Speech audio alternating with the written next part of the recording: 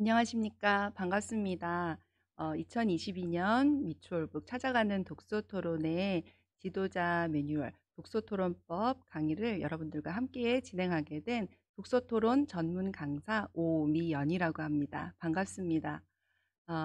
제가 오늘 여러분들과 함께 이야기 나누고 싶은 책은요. 바로 2022년 미추홀북 청소년용 주제 도서로 선정이 된 세계를 건너 너에게 갈게라는 책입니다.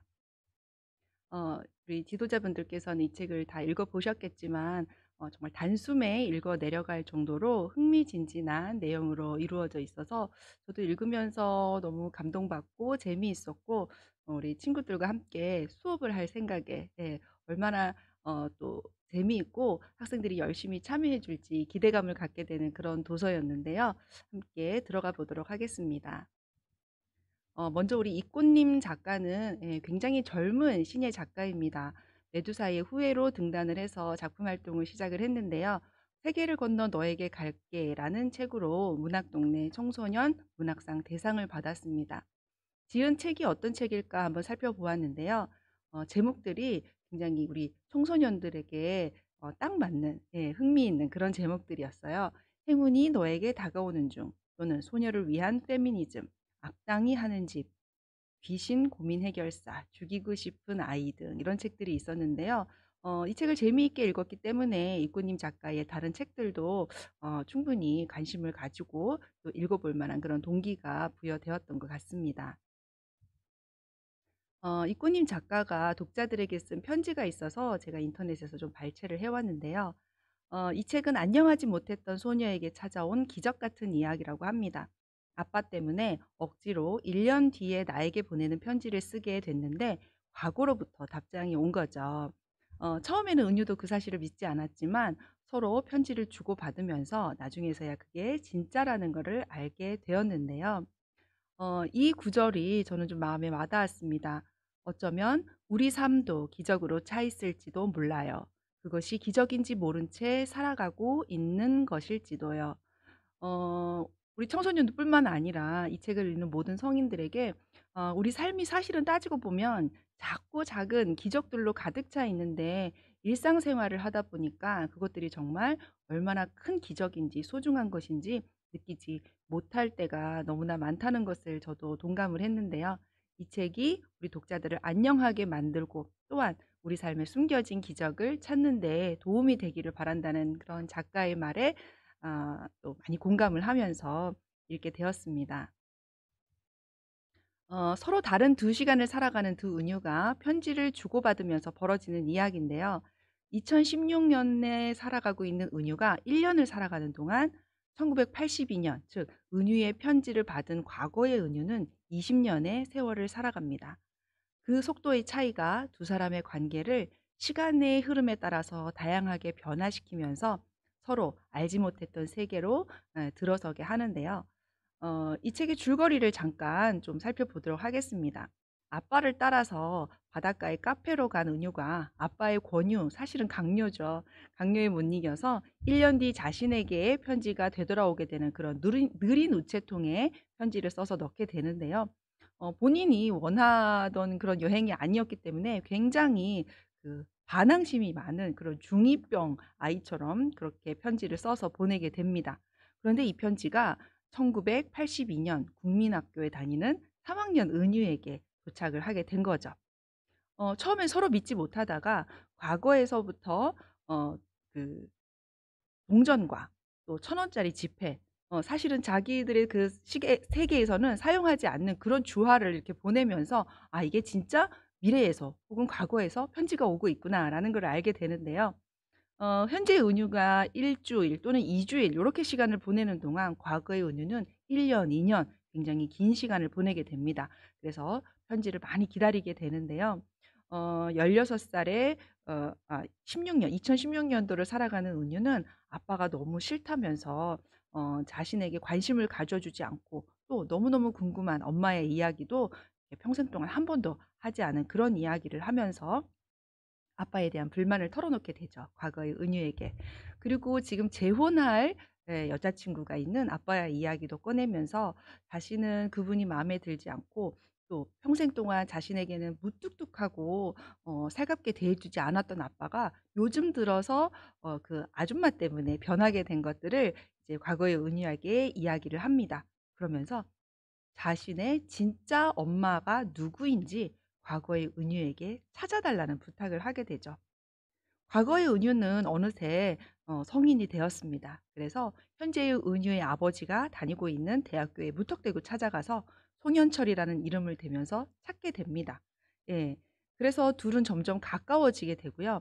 이 송현철, 즉 현재의 은유의 아버지가 사귀고 있는 여자친구를 드디어 만나게 되는데요. 그 사람의 사진을 현재의 은유에게 보내는 순간 현재의 은유는 깜짝 놀라게 되죠. 자기가 너무너무 싫어하는 그 아버지와 재혼을 하기로 한 바로 그 아줌마가 사진 속에 있었기 때문입니다. 이쯤에 와서 저도 역시 '아 그렇다면 이분이 엄마가 아니고 누구일까? 과연 누가 현재 은유의 엄마일까?' 막 궁금해지면서 예 심장이 쫄깃쫄깃해지면서 그렇게 책을 좀 읽었는데요. 그렇게 서로 편지를 주고받다가 2002 년이 되는데요.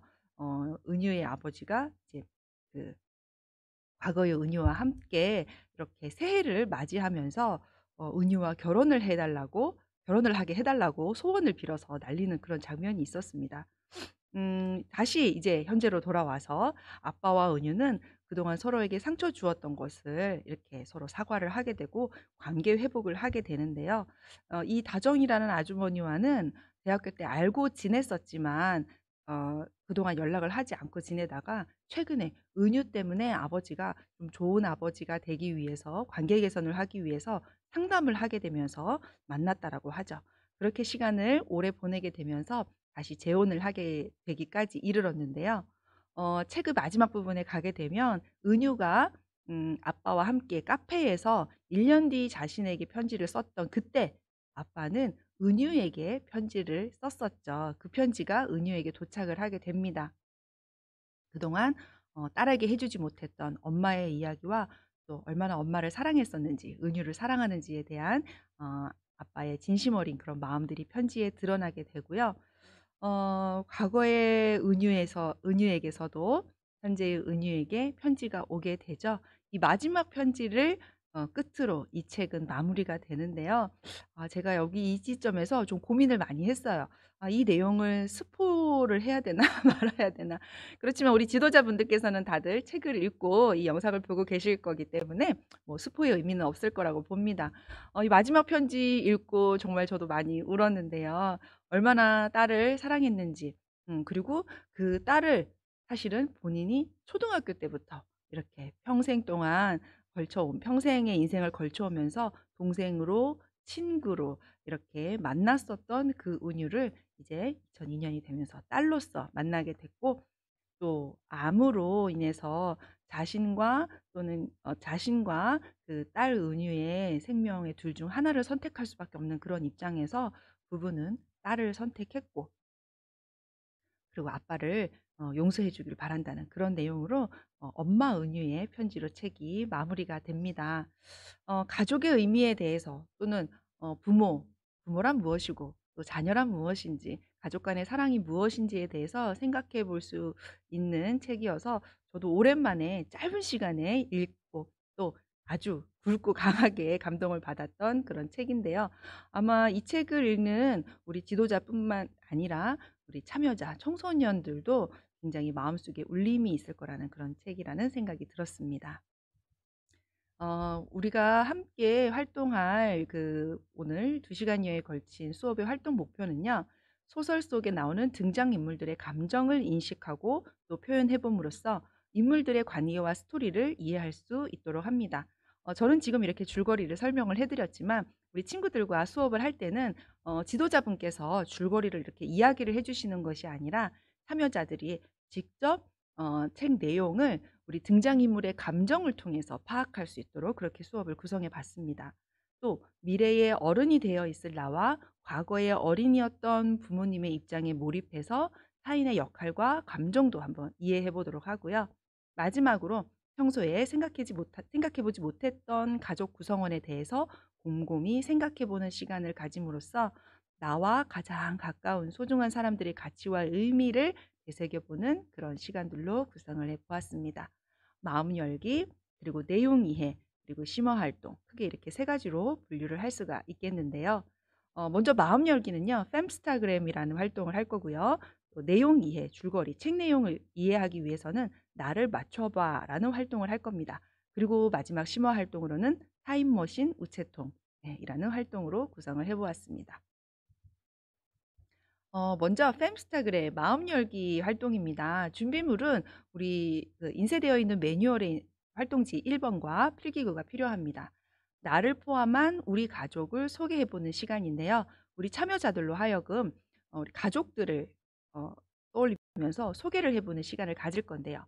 인적사항이라고 하잖아요. 이름, 나이, 직업 뭐 이런 신상 정보보다는 우리 가족 하면 떠오르는 단어 또는 즐거웠던 경험, 특색, 성격 같은 것들로 SNS에 올리듯이 해시태그를 작성해 보려고 합니다.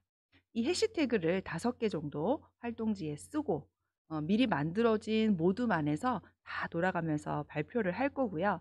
모둠원들의 발표가 모두 끝난 다음에는 우리 모둠에서 가장 재미있는 가족 이야기를 좋아요를 눌러서 한번 뽑아 볼 건데요.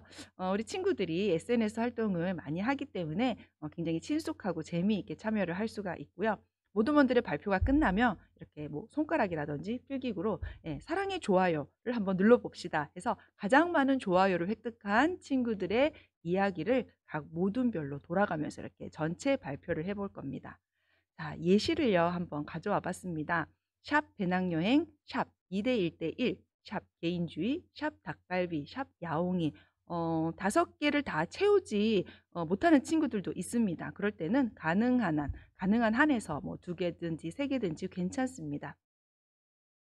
배낭여행을 주로 가는 가족들의 이야기고요.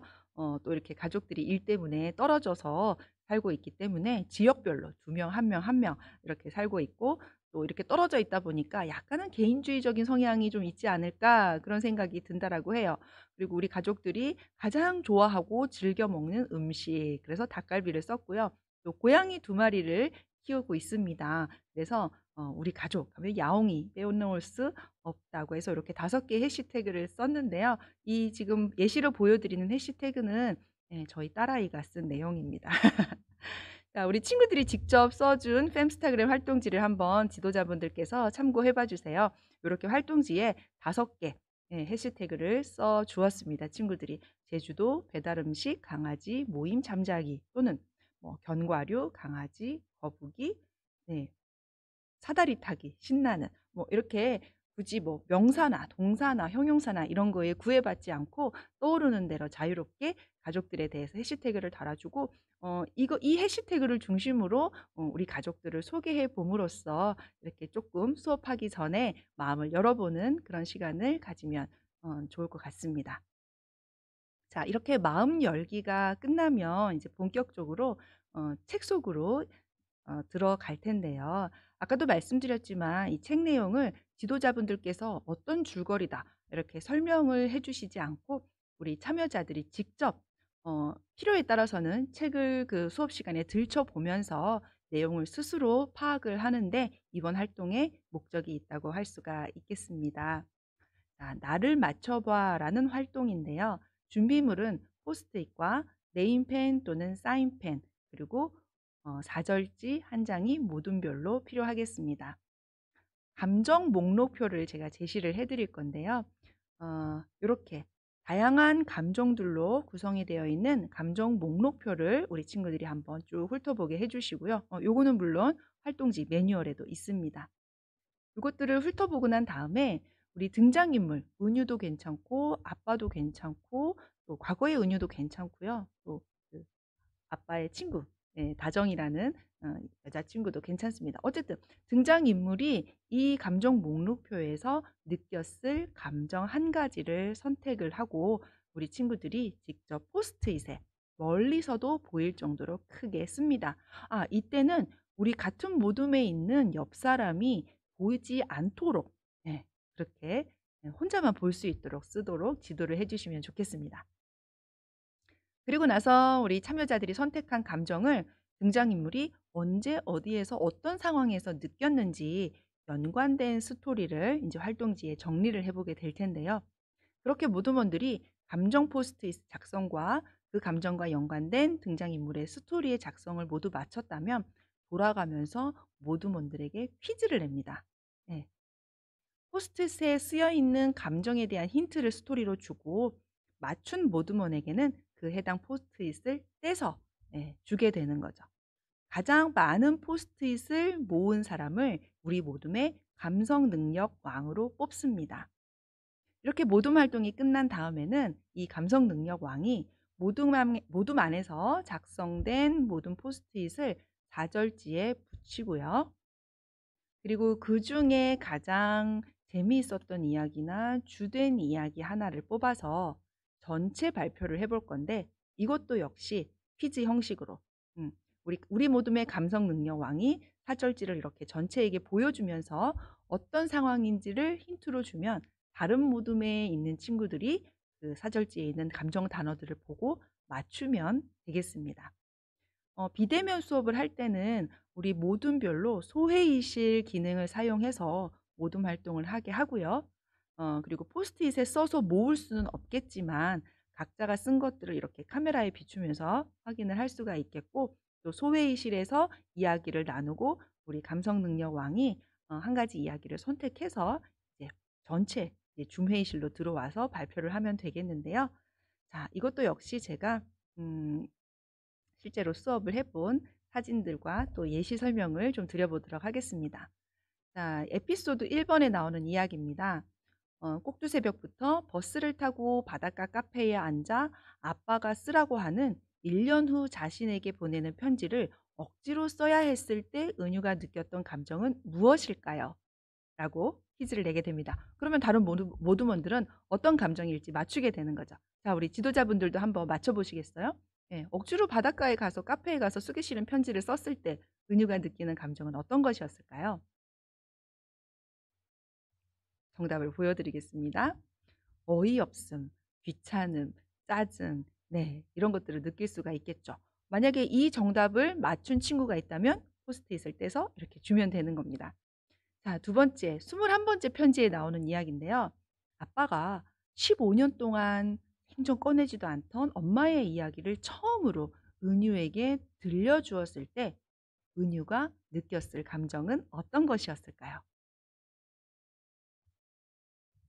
네, 두근거림, 놀라움, 호기심, 설렘, 기대감 이런 것들일 수 있겠다고 저는 생각이 들었는데요. 뭐 이 중에서 한 가지만이라도 맞춘 친구가 있다면 역시 포스트잇을 주면 그 친구는 맞출 때마다 많은 포스트잇을 가지게 되겠죠. 실제로 우리 친구들이 보니까 이렇게 짜증, 혼란, 상쾌함, 슬픔, 우울한 이런 감정 단어들을 선택해서 그 해당 감정을 주인공들이 느꼈을 스토리를 설명을 해 주었습니다. 예, 이렇게 이야기를 나누면서 보면은 맞춘 친구들은 이렇게 포스트잇을 얼굴이나 옷에 붙이는 그런 재미있는 행동들도 해 주었고요. 은유가 자신은 진실을 말했는데 미친 취급을 받았기 때문에 혼란스러웠을 것이다. 또는 부모님이 돌아가신 상황, 그러니까는 은유가 엄마가 태어났을 때 은유의 엄마가 계시지 않았던 그 스토리를 이야기하면서 슬프고 우울하고 막막하고 속상한 감정을 느꼈을 것이다. 네. 그리고 마지막에 2016년도에 은유가 아빠가 쓴 편지를 다 읽었을 때 슬픔을 느꼈을 것이다. 또 처음 보는 사람이 자신의 엄마가 된다라는 사실을 알게 되었을 때 은유는 혼란스러웠을 것이다. 이렇게 등장인물의 감정을 인식함과 또는 표현함과 동시에 우리가 책 내용을 우리 학생들, 참여자들로 하여금 직접 발표하고 또 인지해 나갈 수 있는 그런 활동입니다. 자, 한 가지 팁은요.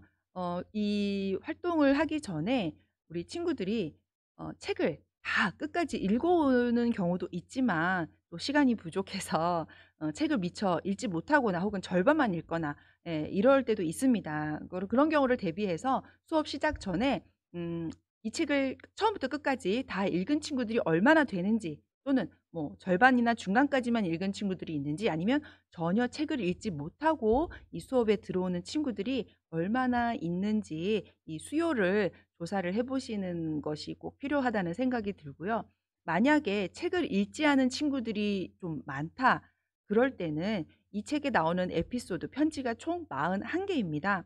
그래서 이 41 개의 에피소드를 모둠별로 배분을 해 주고, 그리고 그 자리에서 학생들로, 참여자들로 하여금 모둠원들끼리 이야기를 좀 나누어서 본인이 할당받은 편지, 해당 부분 스토리를 좀 읽고, 그렇게 해서 그 부분에 대한 내용을 수업 시간에 파악을 하고 참여할 수 있도록 지도를 해 주시면 좋을 것 같습니다.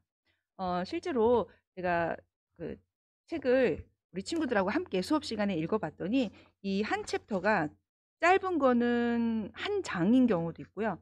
긴 거는 두 장. 예. 그래서 한 개의 에피소드가 한 짧으면은 2-3 분, 길어도 5분 안에는 다 읽을 수 있는 그런 길이의 에피소드들이기 때문에 책을 읽지 않고 이렇게 조금 주눅이 들어서 멍하니 있거나 다른 친구들이 하는 활동을 이렇게 보고만 있는 그런 경우는 없도록 그 자리에서 에피소드를 배분하고 읽고 발췌를 해서 활동에 참여할 수 있도록, 예, 우리 지도자분들께서 그렇게 지도를 해 주시면 어떨까 하는 생각이 들었습니다. 자, 이렇게 해서 책 내용을 모두 파악을 해 봤는데요.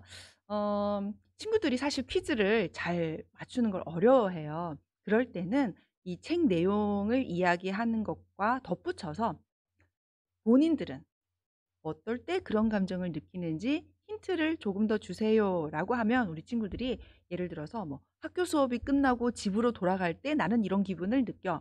엄마가 게임을 하지 말라고 핸드폰을 뺏어갔을 때 나는 이런 기분을 느껴. 이렇게 주인공이 느꼈던 감정을 본인이 언제 느끼는지에 대한 설명을 함께 하게 된다면 굉장히 빨리 또 맞추기도 하고요. 또 본인의 감정 인식과 표현을 하는 그런 연습도 함께 되기 때문에, 예, 고런 팁도 우리 지도자분들께서도 활용하셨으면 좋겠습니다. 자, 이제 심화 활동으로 들어가 볼게요. 타임머신, 우체통. 역시 준비물은 포스트잇, 네임펜이나 또는 사인펜, 그리고 사절지 한 장 필요합니다. 현재의 어린 은유가 1년 뒤 자신에게 쓴 편지가 과거의 어린 엄마죠, 사실. 예, 국민학교에 다니고 있는 엄마에게 전해졌습니다. 과거의 어린 은유는 미래의 딸인 은유로부터 편지를 받았고, 그렇게 20여 년에 걸쳐서 편지를 주고받다가 결국 엄마로서 쓴 마지막 편지는 현재의 은유에게 전달이 되었는데요. 우리 친구들에게 이런 질문을 한번 해보고 싶었어요, 저는. 만약에 여러분이 어른인 나와 만난다면 몇 살의 나와 만나고 싶은가요? 그리고 그 이유는 무엇인가요? 두 번째, 그 어른인 나에게 꼭 해주고 싶은 이야기가 있다면 어떤 것일까요? 즉, 미래의 자신에게 편지를 써보는 거죠. 두 번째 질문은요. 어린 부모님과 만난다면 몇 살의 부모님과 만나고 싶은가요? 또는 그 이유는 무엇인가요?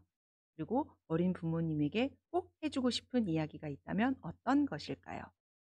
과거의 부모님 중 한 분에게 이제 편지를 써보는 겁니다. 자, 제가 인터넷을 찾다 보니까는요, 실제로 이렇게 어릴 적의 자신과 만난다면 어떤 대화를 할지 상상을 하는 이런 만화가 있더라고요. 예, 과거의 자신과 만나서 대화를 하는데, 어린 시절의 자신의 관심은 뭐 짜장면을 자주 먹는지, 디즈니랜드를 가봤는지, 게임기도 있는지, 어른이 된 나에게는 너무나 익숙한 일상인데 지금 어린 시절의 나는 굉장히 부러워하고, 예, 멋있다고 이렇게 칭송을 하는 음, 그런 만화가 있더라고요. 재밌죠. 우리 친구들과도 함께 봤는데요. 또 어른인 저에게 직접 편지를 쓴 이런 이미지도 있었습니다. 편지를 쓰고 있으면서 어른인 저라는 거는 어떨지 전혀 모르겠어요. 매일매일 즐거운지, 또 좋아하는 사람은 생겼는지, 디자이너가 되고 싶다는 꿈은 이루셨는지, 어쨌든 지금 나보다는 학업에 치여서 이렇게 찌들어 있는 나보다는 멋진 어른이 됐으면 좋겠어요라고 이렇게 미래의 자신에게 편지를 썼습니다. 미래에서 답장이 왔죠. 네. 아이인 저에게 저는 디자이너는 될 수 없었고요. 사랑을 여러 번 했지만 잘 될 수 없었고, 회사 일은 너무 힘들고 뭘 위해서 살아가는 걸까 모르겠어요. 멋진 어른이 되지 못해서 미안해요. 꿈을 이루지 못해서 미안해요. 미래의 자신일 수도 있고 현재의 자신일 수도 있겠죠. 자, 그랬더니 그래도 편지 고마워요. 예. 과거의 나와 현재의 나 혹은 현재의 나와 미래의 나가 내가 이렇게 편지를 주고받는 어 장면들이 있어서 아마 우리 친구들에게 활동이 좀 도움이 되고자 이렇게 예시로 보여 주었습니다. 그렇게 해서 포스트잇에 짧게 미래의 나 또는 과거 어린 시절의 부모님 중 한 분에게 포스트잇에 이렇게 네임펜이나 사인펜, 굵은 펜으로 편지를 쓰고요. 역시 모든 별로 좌절지에 붙여서 이렇게 쭉 이야기를 나눈 다음에 가장 재미있는 이야기로 뽑힌 친구 한 명씩만 선정을 해서 이렇게 전체 발표를 하도록 하는 활동입니다. 자, 역시 우리 친구들의 활동을 한번 가지고 와 봤습니다. 22살의 나, 여기는 2022년도야. 꿈을 이뤘길 바래. 또 과거의 엄마에게 나중에 엄마는 꼭 멋진 엄마가 될 거야. 라고 메시지를 남겨주었고요. 이 친구 질문이 굉장히 많은 것 같아요. 결혼은 했니? 죽지는 않았니? 건강에 대한 염려가 있는 친구였나 봐요. 꿈은 이루었니? 재산은 얼마니? 차는 뭘 타고 다니니? 집은 어디니? 결혼한 여자는 예쁘니? 그죠. 궁금할 수 있죠. 교회는 아직도 다니니? 이런 궁금한 것들을 쭉 질문한 친구도 있었고요. 30살의 엄마에게 "7년 후에 엄마는 날 낳게 될 거야. 고생하기 싫으면 잘 교육시키라."고 당부를 하고 있고요.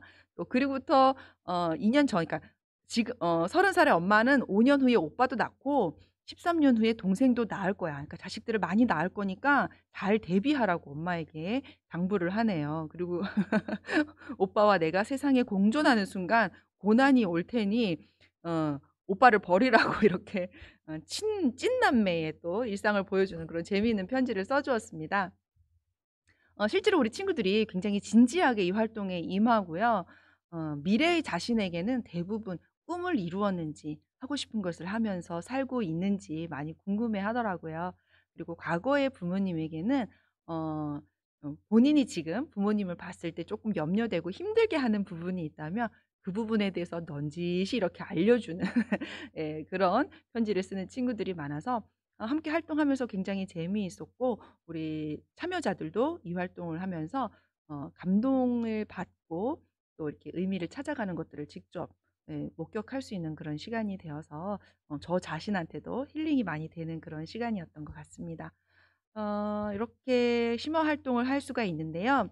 학교에서 만약에 그 일과 중에 수업 중에 수업을 하게 되면 45분 수업이기 때문에 90분 두 차시를 수업을 하더라도 90분 수업을 하게 되면 사실 이 활동 사는 하기가 어렵습니다. 그래서 우리 지도자분들께서 수업 시간에 따라서 탄력 있게 하실 수 있도록 활동 사는 선택 활동으로 넣어 드렸는데요. 방과 후나 혹은 도서관에서 2 시간 수업을 계획하고 계신다라면 이 활동사를 하셔도 무방하고요.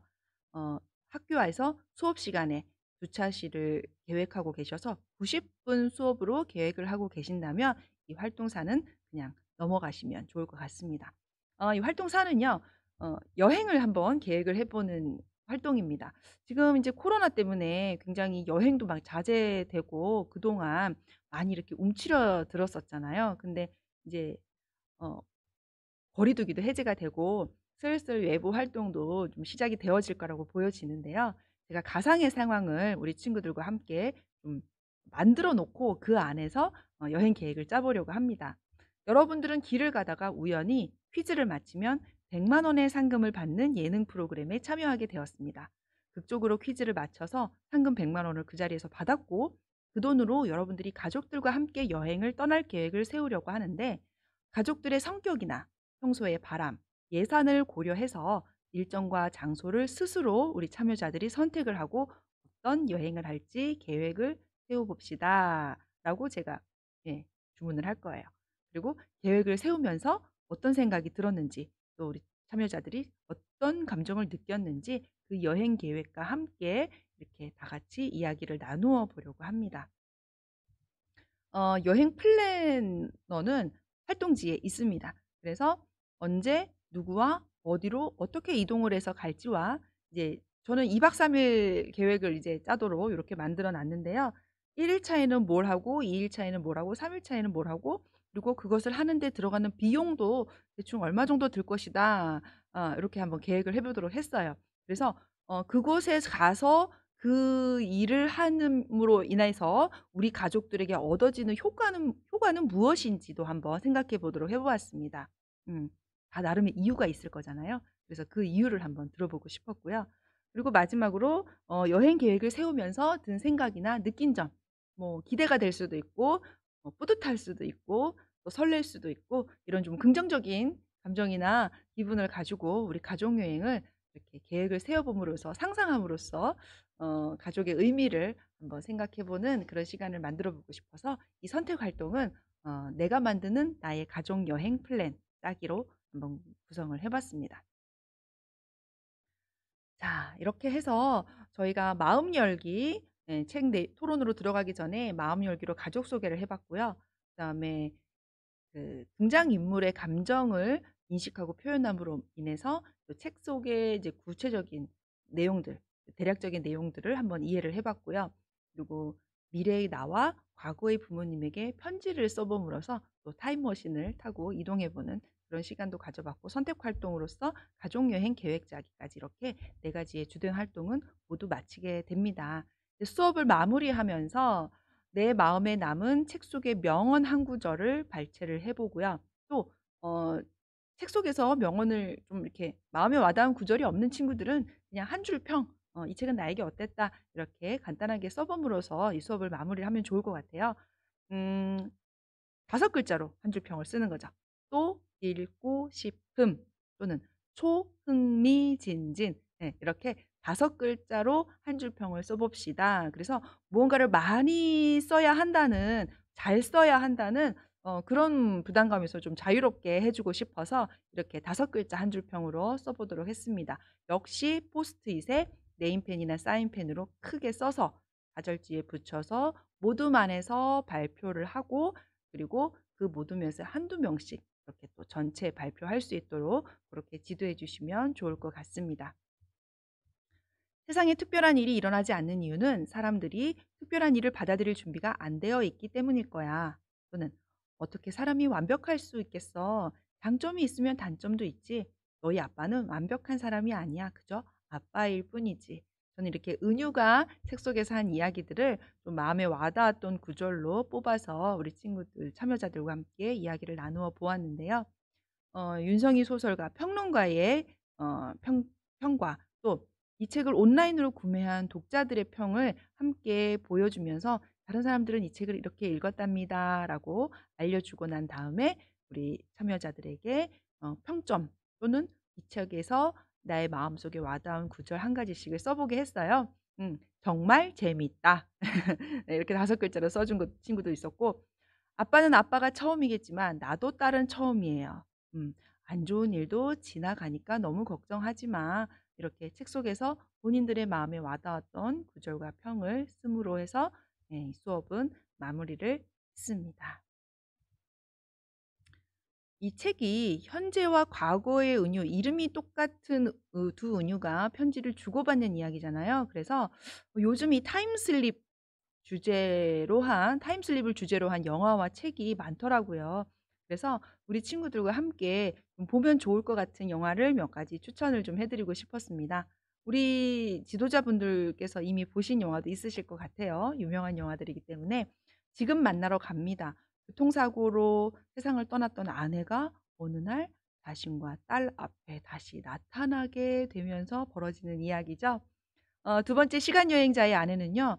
어 본인이 원하지 않는 시점에 본인이 알 수 없는 타이밍에 그리고 알 수 없는 장소로 이렇게 공간 이동을 하게 되는 한 남자의 이야기입니다.